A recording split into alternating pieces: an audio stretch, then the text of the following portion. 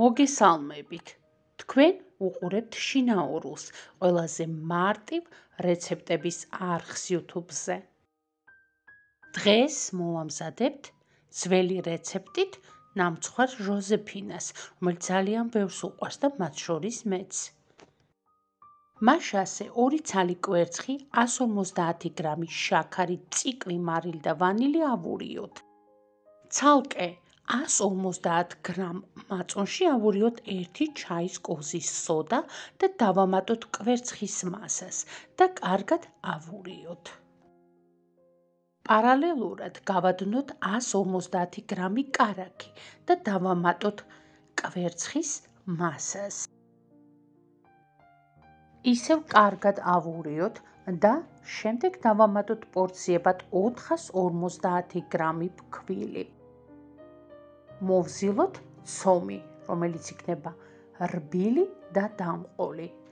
შემდეგ გადავიტანოთ მაგიდაზე, კარგად დავამუშავოთ და დავყოთ 4 ტოლ ნაწილად.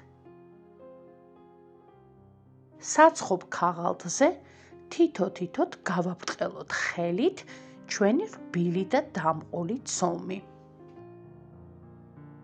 მე გავაბრტყელე 30-40 ზომის საცხობ ფირფიტაზე.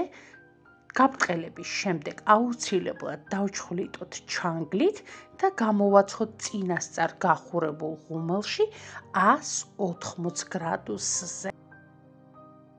ამგვარად გამოვაცხოთ 4-ვე ფენა, შემდეგ ჩამოუსწოროთ გვერდები.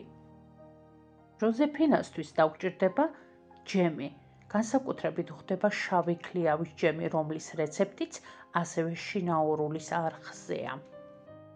თუმცა შეგიძლიათ ნებისმიერი სხვა ჯემიც გამოიყენოთ. ჯემის წასმის შემდეგ ჟოზეფინას მოვაყაროთ გვერდებზეც და ზემოდან ჩამონაჭრელი ნამხვენები. დავჭრათ 100-150 გრამი ნიგოზი და ზემოდან მოვაყაროთ ნამცხვარს. ნამცხვარი გავაჩროთ 2-3 საათით, რომ ჯემი კარგად გაუჭდეს. უგემრიელესი და დაუვიწყარი გემოს ნამცხვარი მზად არის. აუცილებლად მოამზადეთ და დააგემოვნეთ, არ ინანებთ. დღეს სულ ეს იყო.